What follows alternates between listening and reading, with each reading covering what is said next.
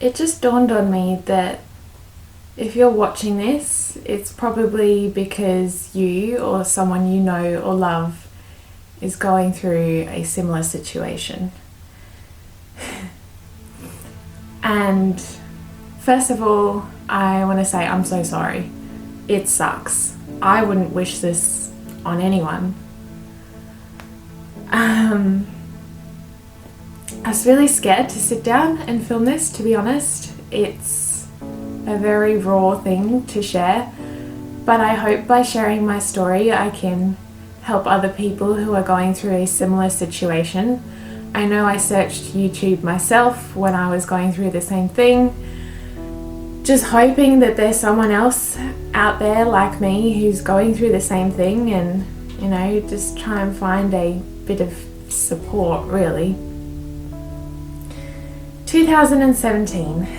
Whew. How did I know I have cancer? Truth be told, I didn't. Like anyone else, I was a 22-year-old living her life, probably 21 at that stage. Just doing everyday life, really. Day by day went by. I was at uni. I was in a hospitality job, just trying to make a little bit of income on the side. I was just doing things how I normally would every day. One day I noticed a small lump on my leg, and at the time I didn't think anything of it. As you wouldn't, it just looked like a pimple or a ingrown hair or even a mosquito bite. Like, it was tiny. It wasn't anything. As time went by, 2018 rolled around and this lump got bigger and annoying, and I thought, well, it's time that I go see someone about it because, it's uncomfortable. At this time, my mum is a nurse, in case you don't know that. I asked her about it and she said, yep, it just looks like a cyst, and she gets these all the time. She had one on her back that she had to get removed. She said it's no big deal, they'll probably just cut it out at the doctor's office and that'd be that. And so that's what I thought.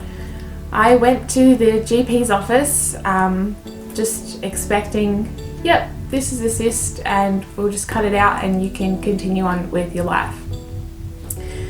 The GP thought the same thing. They looked at it and said, yep, it is a cyst, however, you can just get some antibiotics and get it treated. But that wasn't the case. I went on the antibiotics a couple times, actually, and although the antibiotics helped for the swelling, it did not take the lump away. And I started getting pretty frustrated and annoyed having to go back to the GP every time. I mean, I'm busy. I have exams coming up. At the time, my parents were living in Darwin. It was traveling up and down trying to see them. It wasn't convenient. Let's put it that way. So I decided to just leave it and maybe it'll go away on its own, which that didn't happen. It got bigger and at this stage it was probably the size of an orange, and it got really uncomfortable to the point where I struggled walking. It was affecting my work, my daily life, and it just was a real big inconvenience at the time. That's how I saw it. So I decided to change GPs and get a second opinion, really. And the second GP that I went to said, no, this thing is way too big to cut out here. You're going to have to go to the emergency department. Now that freaked me out because all my life I thought if you go to the emergency department, you're either dying, you're bleeding, or I don't know, it has to be worst case scenario, not for a cyst. So yeah, that just blew my mind. But I thought, okay, I would really like to get rid of this thing. Now that it is uni holidays, I'm going to take care of myself so that I'd be ready for the next semester. That was my mindset at that point in time. I had just left things until I had time for them, which I do not recommend that. So I went to the emergency department. The first one I went to was not so nice. Long story short, my mum was really concerned. She was still up in Darwin at the time, and she decided to fly down to Adelaide to support me and took me to a different hospital where they finally decided that they would do some extra tests and things to see what's going on. I remember not being too scared at the time. As I said, I honestly thought it was a cyst. We went into this room and there was a group, about 10 people, that came in to examine this lump. And I thought to myself, gee, did you want anyone else in this room? It's not the most comfortable of places to show everyone. I had to, take my pants down because it's quite high up on my leg. And I felt really uncomfortable.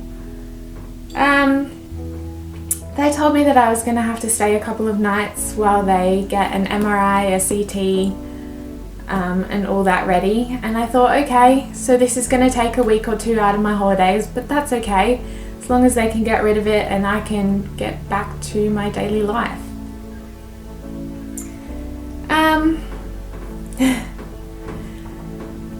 While I was in hospital, it was a roller coaster of emotions because everyone around me was quite ill that was there, and I was fine. I just had a lump on my leg. So my mum was travelling in and out of the city to come see me every day and cheer me up while I'm in hospital. And it took about a week to do all the tests and whatnot. I remember one of the doctors coming in and telling me that they're potentially looking for signs of cancer. And I kind of laughed it off at the time, and I thought, yeah, well, keep looking, you're not going to find that. And I guess that's kind of denial, or I don't know what I thought cancer was, because I just didn't think it was that, let's be honest. And then came the day that the results came back, and it was the young doctor that came in. It was her on her own, and it was pretty bad on her behalf. I had to have biopsies done as well. Sorry, I forgot to mention that. I had 3 biopsies done, one on the actual lump and 2 on my lymph nodes because they missed the first time. Yeah, get that. And when they do biopsies, it's just under local anaesthetic, so you're not actually asleep, you're awake for the thing. And the doctors would try and talk about food to keep my mind off things, which helps. But when the results came in, I had a young Asian doctor come in and ask me, oh, we have the results now, would you like to know? And of course I was like, yeah, because I didn't think anything of it.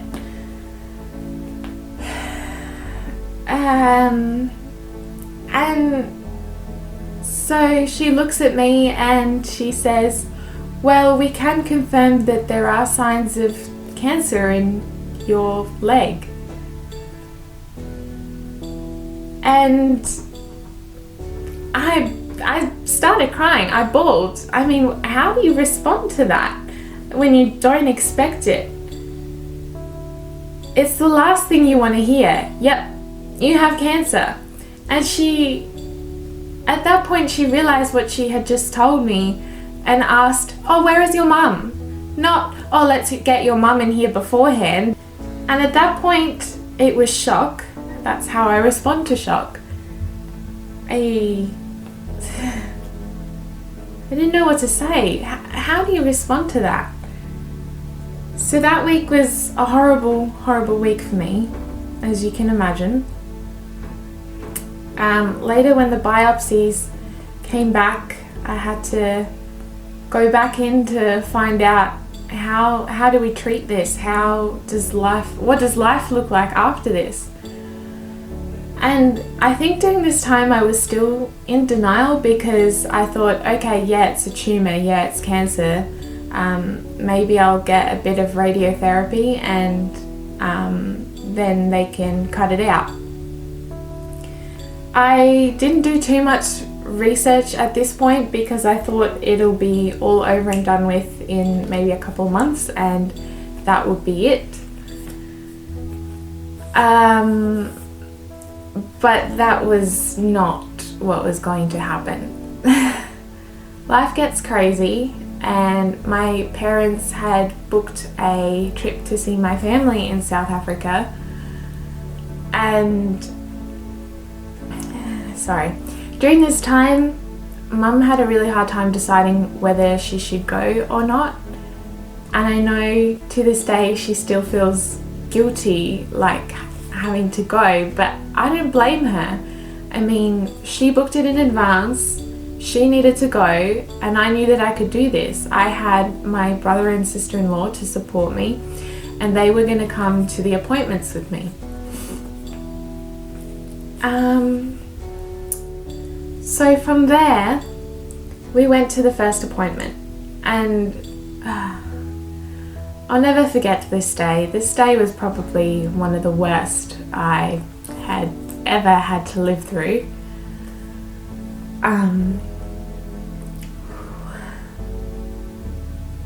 Sorry.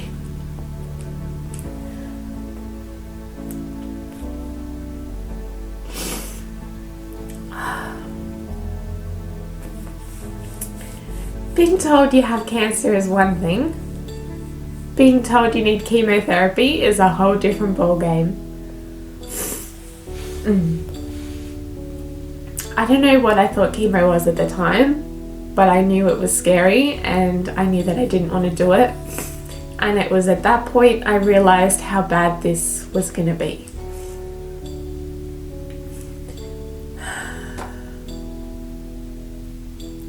I think the hardest part out of all of it is not knowing that you have cancer, but how it affects everyone around you, not just yourself. And it did.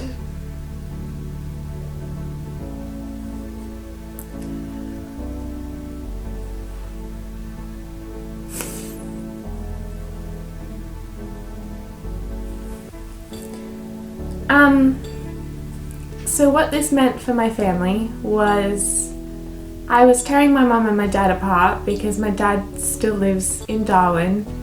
He finally got his dream job, and that's why they moved in the first place, so that he could pursue his teaching career. However, I needed my mum. I needed someone here to live with me in the house. I obviously can't live on my own while I'm on chemotherapy. And I am ever so grateful for my brother and sister-in-law, but I am not their child. They have their own lives to live, you know. They just recently got married. They plan on starting a family of their own, and they're still building their careers. I don't expect to be that burden on them, and I didn't plan for this. So Mum comes down and she decides that she's going to live with me for a couple of months and just see how this all pans out. And that is how I found out I had cancer. I could go on forever and tell you loads more, and I probably will make more videos, as I said, to help other people. I definitely want to make one on the side effects of chemotherapy, what chemotherapy is like. And it's not to scare anyone, it's more to give you an idea of what it's like. You have no idea when they tell you about the side effects. You can try and picture it, but it's nothing until you've actually experienced it. One of the things I probably forgot to even mention was I was diagnosed with Ewings Sarcoma. I will put it on the screen here. Or it's also called PNET, which is primitive neuroectodermal tumor. It's a tumor. It was not in my lymph nodes, which I am super grateful for. And if I'm 100% honest, I don't know how I would cope if I knew this was terminal. I probably wouldn't.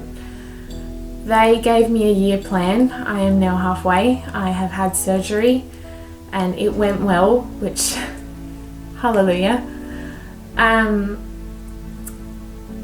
Yes, I am Christian. My faith was shaken through this. I mean, how do you continue life knowing everything you do? But I think that's just a part of being human, and I can get into that on another video as well. Honestly, I just hope this helps someone and gives you some perspective of what it's like. As I said, if you or someone you know is going through this, feel free to leave a comment down below. I want this to be a positive place where you can share your story, you can ask questions. I will reply to as many of them as I can. You can DM me, you can follow me on Instagram. I post on there a lot. My Facebook is more for general news. I had a head shaving party and I loved it. It's one of the best decisions I could have made. Yeah, I'll try and share with you as much as I can, and I hope you enjoyed this video, and if you did, please subscribe and give it a thumbs up. Thanks guys.